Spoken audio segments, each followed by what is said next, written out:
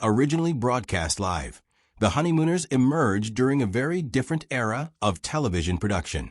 By September 1956, CBS was considering canceling the show, but Jackie Gleason preemptively ended it before the network could act. His parting words to the audience were, "I want to thank you.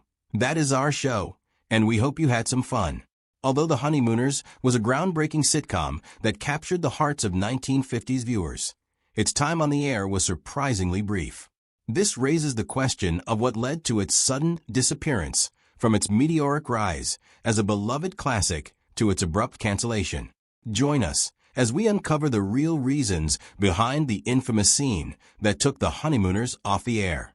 The program started as a short comedy sketch on Jackie Gleason's variety show Cavalcade of Stars in 1951. These sketches grew popular with audiences, leading to their inclusion on The Jackie Gleason Show. As Ralph Cramton once exclaimed, "How many hours I work a day, Ralph? 24 hours a day, 7 days a week, and I have not had a day off in 14 years. Due to their success, The Honeymooners became a full series, officially premiering on CBS on October 1st, 1955. The show was known for portraying working-class life, centering on a married couple who constantly argued yet still cared for each other deeply. Jackie Gleason had become the host of Cavalcade of Stars in July 1950, which aired on the struggling Dumont Television Network. After his first year on the show, he collaborated with writers Harry Crane and Joe Bigelow to develop a new comedy sketch. Drawing inspiration from many real-life situations of actual couples, they created a story about a poor husband and wife living in Brooklyn. The popular radio show The Bicker Sons, which focused on a constantly bickering married couple, also influenced the concept. Gleason aimed to present a realistic representation of lower-income families, including their struggles, arguments, and moments of affection. The writers considered different titles, including The Beasts, The Lovers, and The Couple Next Door, before settling on The Honeymooners. Gleason took on the lead role of Ralph Cramton, a loud and hot-tempered bus driver, while veteran comedy actress Pert Kelton was cast as his wife Alice Cramton, who was sharp-witted and long-suffering. The first Honeymooners sketch aired on October 5, 1951, as a 6-minute segment. In this early version, Art Carney played a police officer who accidentally got hit with flour that Ralph had thrown out a window. The earliest sketches were darker in tone than the later episodes, with Ralph expressing strong frustration about his marriage. Alice, played by Kelton, was equally bitter and argumentative. The financial difficulties faced by Ralph and Alice reflected Gleason's own childhood in Brooklyn. He ensured the set design closely matched the apartment he had grown up in, adding authenticity to the show's atmosphere. In one exchange, Ralph quips, "You went to school in Oxford and you do not know it is in England?" Alice replies, "Oh well, to tell you the truth, it was so foggy over there, I never knew where it was." Like many working-class couples, the Cramtons faced constant financial struggles. The topic of having children was rarely mentioned, something Gleason deliberately chose to leave out of the show. There was, however, an instance when Ralph and Alice legally adopted a baby girl named Relina, but her biological mother later asked for her to be returned. In another sketch, Ralph believes Alice is pregnant due to a misunderstanding. As the Honeymooners sketches continued, new characters were introduced. Ed and Trixie Norton became the Cramtons' upstairs neighbors. Ed worked in the sewers and was Ralph's best friend, though his naive and carefree attitude often led to their arguments. Ed's wife Trixie was first played by Elaine Stritch as a burlesque dancer. Joyce Randolph soon replaced her, portraying a character with a more traditional personality. Trixie serves as a counterbalance to Ed, just as Alice does for Ralph, although she does not appear in every scene. Gleason's mix of memorable characters, including those from the Honeymooners sketches, helped Cavalcade of Stars become a major success for Dumont. The show's audience grew significantly, increasing its viewership share from 9% to 25%. Gleason's popularity skyrocketed, making him one of the network's biggest stars.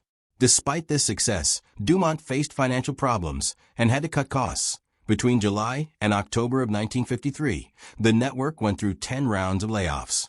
In one sketch, Ralph explains, "I told Tony that I lived with my brother, you see. He does not think I am married. So when he gets here tonight, you just say you are my brother." When Gleason's contract with Dumont ended in the summer of 1952, the network could not afford to renew his deal. This led him to sign with CBS, where he continued to develop The Honeymooners into a full-length show.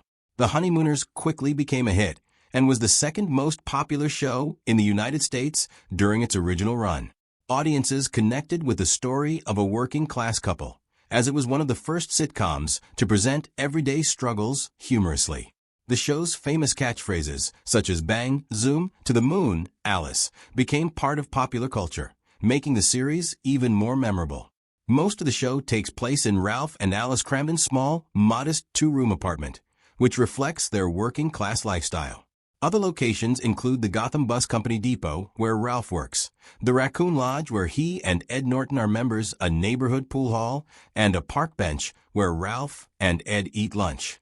The Nortons' apartment appears occasionally, always looking better furnished than the Cramdens' home.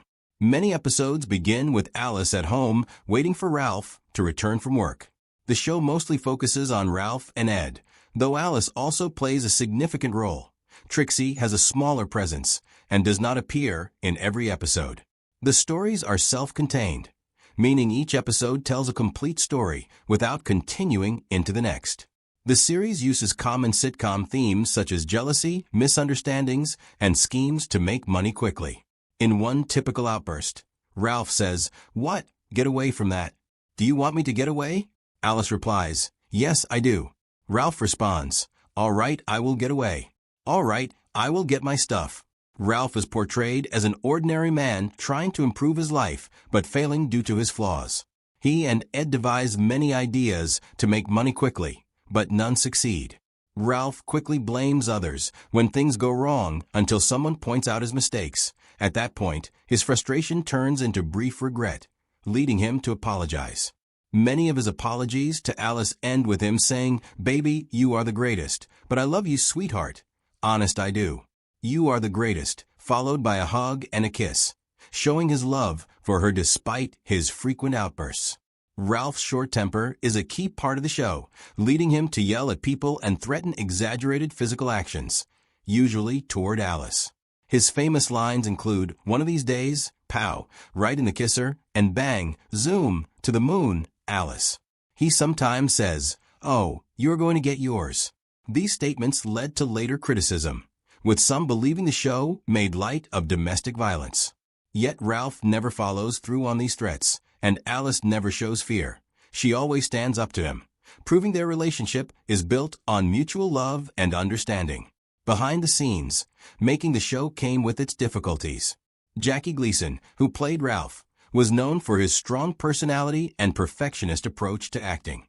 He expected every scene to be performed exactly as he envisioned, sometimes creating pressure on the set. His determination to maintain high standards for the show contributed to its success, but made working conditions challenging for those around him. The fast-paced nature of television production meant that cast members had to rehearse for long hours, adding to the stress. Audrey Meadows, who played Alice, was known for matching Gleason's energy on screen, which carried over into their working relationship. She could stand up to him in ways few others could, making their performances even more dynamic. While there were rumors of disagreements between them, they remained professional and worked together to create one of television's most memorable on-screen couples. The Honeymooners ended after only one season, with a final episode airing on September 22, 1956. The show ended early due to falling ratings and Jackie Gleason's decision to move on to other projects. Despite its short run, the 39 episodes produced became known as the Classic 39 and have gained a dedicated following. The Honeymooners played an important role in shaping television comedy. It set the stage for many following sitcoms, including Married with Children and The King of Queens. The show was unique because it portrayed the struggles of working-class families in a way that was both relatable and humorous. This approach influenced many later shows that focused on the everyday lives of ordinary people. By presenting blue-collar life with comedy and heart, The Honeymooners helped define the format of the modern sitcom. The recognition the show received also highlights its importance. Art Carney, who played Ed Norton, won 5 Emmy Awards for his role, 2 for the original Jackie Gleason Show, 1 for The Honeymooners, and 2 for the later version of The Jackie Gleason Show. His portrayal of the quirky and lovable sewer worker was widely praised, securing his place in television history. Jackie Gleason was nominated for Best Actor in a Continuing Performance in 1956, but did not win, losing to Phil Silvers. Audrey Meadows was nominated for Best Actress in a Supporting Role in 1956, but lost to Nanette Fabray. She also received nominations in 1954 and 1957 for playing Alice Cramden. After The Honeymooners ended, Jackie Gleason kept his career strong in television and movies. He starred in and produced The Jackie Gleason Show, which stayed popular throughout the 1960s. His success was not limited to television, as he made a big impact in film with major roles in The Hustler in 1961 and Smokey and the Bandit in 1977. His performance as Minnesota Fats in The Hustler was widely praised, showing his range beyond comedy. Gleason's career lasted for decades, and he remained a major figure in the entertainment industry until his passing on June 24, 1987. Audrey Meadows continued working in television and movies, appearing in series and films like Too Close for Comfort and The Love Boat. She had negotiated a contract that gave her residual payments from reruns of The Honeymooners, which was rare for actors at the time. This agreement provided her with long-term financial security. She passed away on February 3, 1996. Art Carney won an Academy Award for Best Actor for Harry and Tonto in 1974, proving he was much more than a comedic performer. He passed away on November 9, 2003. Joyce Randolph struggled to move beyond her well-known role as Trixie Norton, but her performance remained significant in television history, and she received honors for her contributions to entertainment.